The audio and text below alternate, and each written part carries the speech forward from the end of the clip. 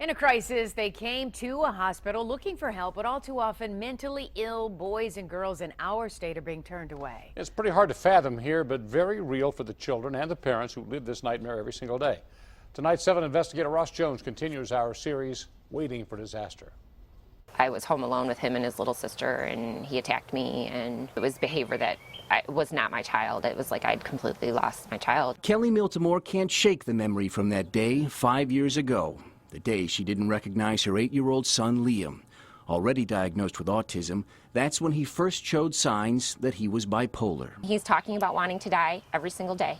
Mama, I can't take it anymore. I can't do it anymore. He begs me to kill him because he can't take the pain anymore. And at moments like this, Kelly knows the only place that can help her son is a hospital. But there are no guarantees when Kelly arrives at the ER.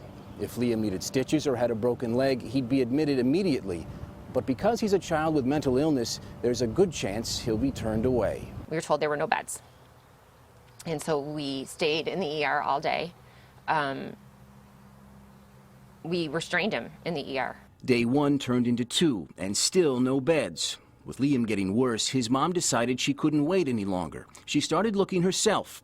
Nearly a week after she tried to admit her son to a Michigan hospital, she found one that would finally take him 270 miles away in Illinois. There is no medical system prepared for these children. It's like archaic, the way that they're treated. And what happened to Liam isn't unusual. When Kelly Abdullah's son Jacob attempted suicide, she took him to the acclaimed University of Michigan Hospital in Ann Arbor. It took 24 hours for them to find a bed for him. There was nothing available in Michigan anywhere. I've waited up to 3 days. And Claude Kinsey's son James has been turned away too. Not just because of a lack of beds, sometimes it's a lack of mental health staff. There's no words to explain it. We try to get help, and there's not enough help out there. There just isn't. There is an unmet need in terms of access to inpatient beds. Linda Zeller is a deputy director for the Michigan Department of Health and Human Services. She says that on paper, the state has enough hospital beds to care for Michigan's mentally ill children. But in reality, she knows that's not the case. Zeller blames a complex set of circumstances that can lead to a waiting list, like a hospital staffing level, each patient's intensity of needs, and even if a child is a boy or a girl. We need both short-term and long-term solutions to this problem. Yeah. What is the short-term solution when I go to the hospital today for my son who's suicidal and I'm told we don't have a bed today, we won't have a bed tomorrow, and there are no beds in the state? What is my short-term answer then? Short-term, we have to work with the broader healthcare community, the emergency room, the inpatient center, the state. But the state could be doing more to alleviate this problem. It runs its own psychiatric hospital for children here in Northville. The Hawthorne Center can house up to 118 patients needing care, but this year, it's funded to serve only 55.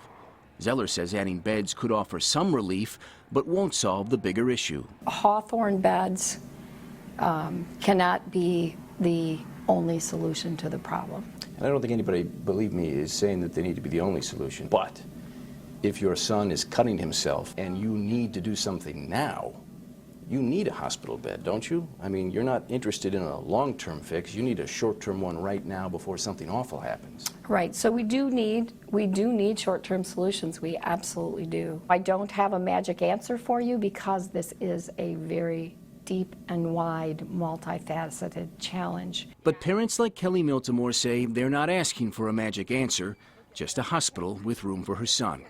Since Liam's last manic episode, his name's been on a waiting list at 2 different hospitals. He's still waiting, 19 days later. It makes you feel like you can't breathe. There's nowhere to take your child to get the medical care that they need. The state has no plans to add more beds at the Hawthorne Center, but there are plans to address part of this problem going forward. Beginning in July of next year, state officials say they hope to open a new inpatient program that can house 12 to 24 children requiring hospital care. It will at least hopefully put a dent in how long these families have to wait. Wow, that's at least something. I just want to ask you a quick question. Is this really just happening in Michigan, or this is all over? Because you said that lady had to go to Illinois. It is happening in other states. There's no question. To what degree it might be happening more here. This is a very big problem. When you have to wait weeks for a bed, you can't wait. Wow, it's just heartbreaking. All right.